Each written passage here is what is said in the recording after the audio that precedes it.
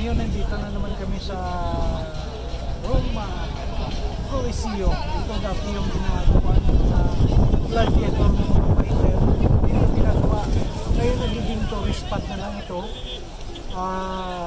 Naghihintay-hintay kami ng aming tour. Dito mamaya pick-upin niya kami. At ikot sa loob. Ang video mamaya. Okay. Ikot ka.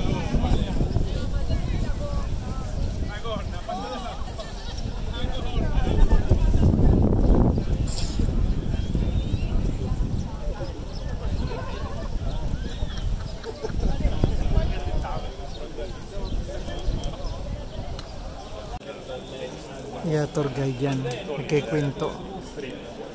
Nagkikwento yung tour guide. Ito na, papasok na kami ng Coliseum. Malapit na.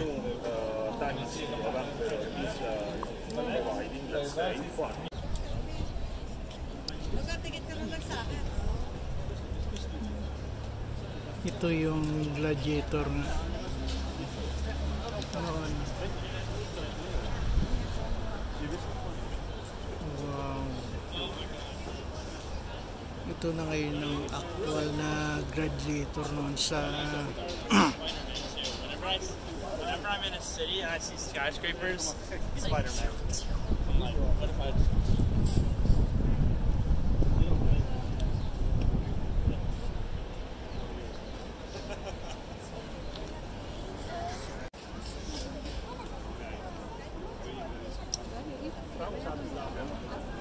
ito yung itong ano nga to tawag? Coliseum? Rome Coliseum. Dito dito yung mga gladiator lumalaban-laban sa itong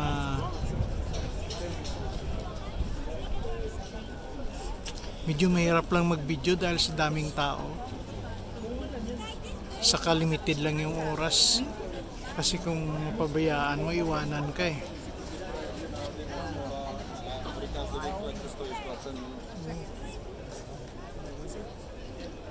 Tingnan mo yan.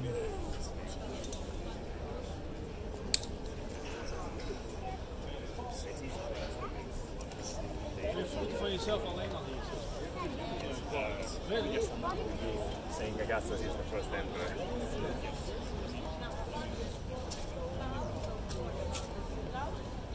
That the king or Romans now would be enjoying one of the many spectacles with the gladiators, the best show. Shining armor, equal advantages, balanced. They existed also women gladiators in the time. And let me show you, for example, the referee's presence. That Very nice. He can decide a lot of things. For example, here we have the referee and Retiarius, the light one, you remember, with a long trident, and has also his enemy defeated is a Secutor. You see why the helmet of the Secutor is not decorated as the one of the Murmillo. Ngayon nakasombrero yung amin nga, nakasombrero na puti, yun ang aming tour guide. Mabilis lumakad.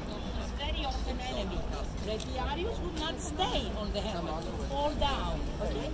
So to make more and more sure. Video gintagalan ko konti kasi para makita nyo rin yung ito yung Rome of Coliseum. Kung ano yung sa loob. Yung sa labas kanina, gin-video ko na rin yun, konti lang. Pero ito yung loob talaga. Talagang napakalaki pala. Akala ko maliit lang ito.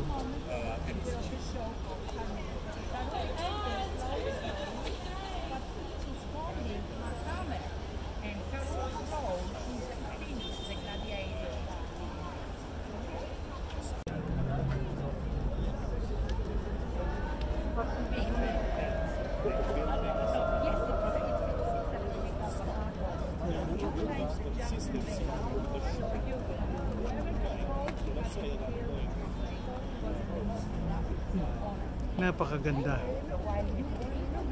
Ngayon ako nakakita ng ganito kalaking Coliseum. Napakalaki talaga, hindi lang maliit. Sulit naman yung punta namin dito.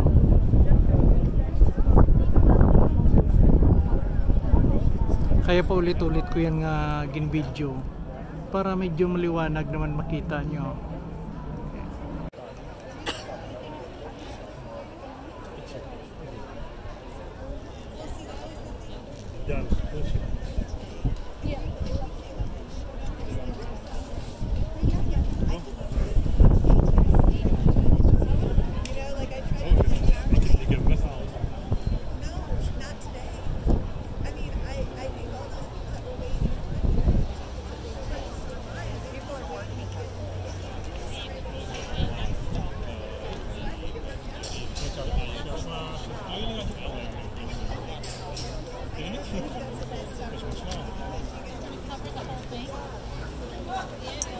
Paano naglalakad siya? Kala ko marami pa nagdano-dano. Sulit naman talaga yung punta namin dito ngayon. Galing. Nakakapagod lang maglakad pero talaga sulit nung naabot mo na sa taas. Pag nakita mo sa actual, talagang mamangha ka sa ganda eh. Yeah.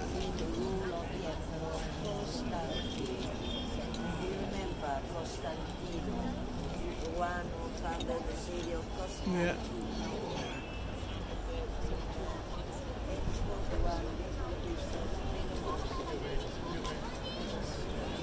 Yeah. Paulit-ulit ko ginabidyo ito dahil siyempre mamaya pa nagbaba na kami, hindi mo na ito mabalikan para medyo yung nanonood mayroon idea kung ano sinasabi ng Coliseum, Rome Coliseum. Ito Rome Coliseum yan. Dito yung mga gladiator maglalaban-laban at mga politician ng mga noon pag panahon. Halos sila pala yung nagpapalakad according sa tour guide namin. Mapaliwanag yan. Noon pa naman may mga politika na raw. Okay. So I'm happy to ipakita sa inyo ito. Yeah.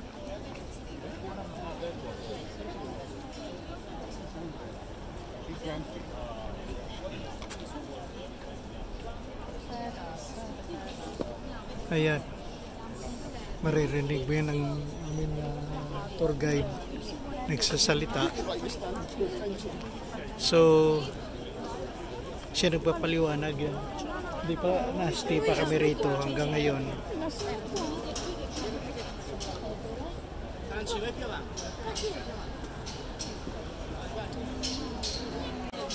Nakita nyo yun ang taas na yan. Kanina ginaikot na namin yan. Ngayon kung may edad ka na pala nga mag-tour ka, ang daming lakaran, gi-give up ka dahil sa sobrang lakaran.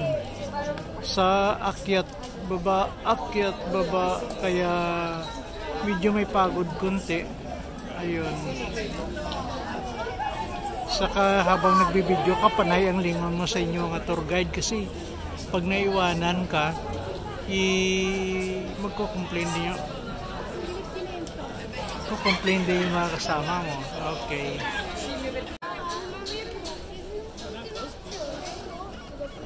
Sulit talaga yung punta namin dito. Nice.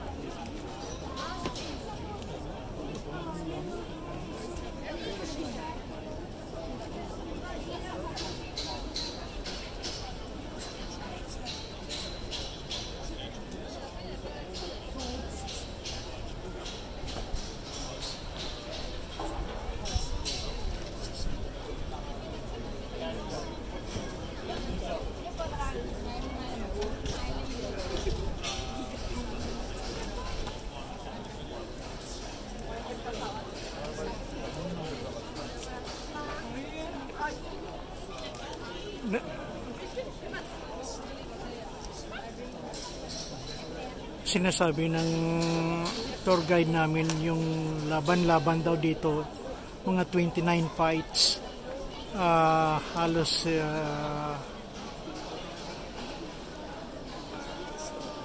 ipakinggan nyo naman.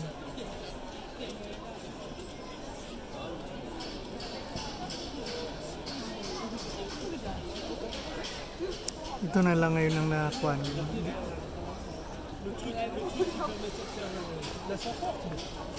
Ayun, sa ipuste na yun, nakasombrero nga puti yun. Yun ang tour guide namin. Siya nagpapaliwanag. Okay.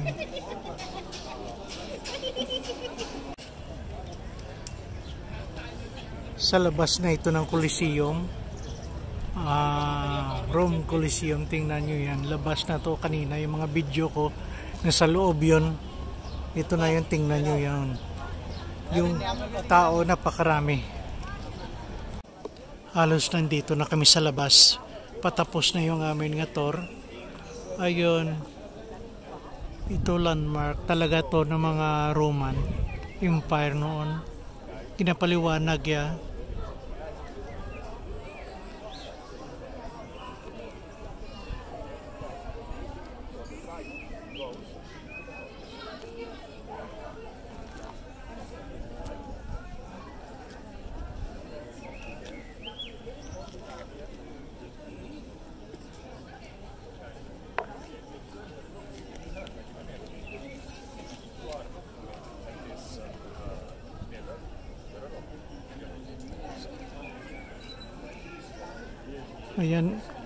Ayan yung naghahawak ng flag, yun ang amin nga tour guide.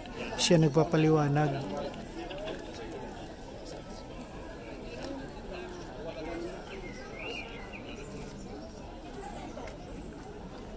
Okay, sunod lang kami. Ito ay nasa top na ito ng sa top na ito ng bahay ng Emperor. Makikita mo itong Rome. Talaga na mahaos ako sa pagod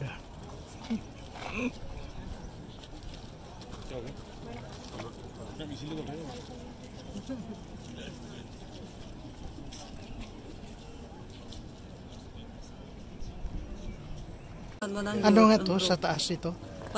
Palatine Hill. Oh, Palatine Hill.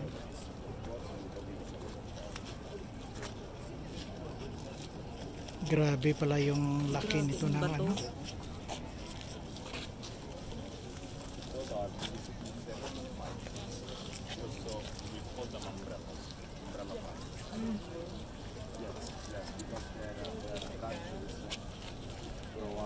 Sobrang init.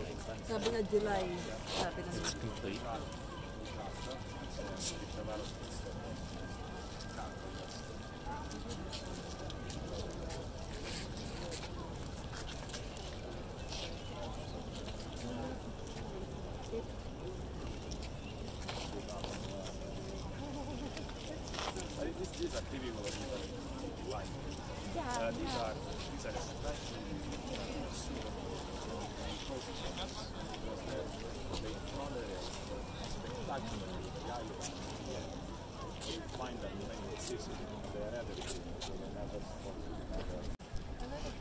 Nakita nyo yan sa dulo, yung Coliseum na yun, no?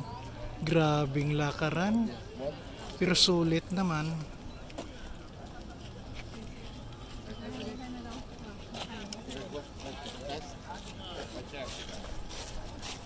Hindi mo lang masyado makita kasi masilaw eh.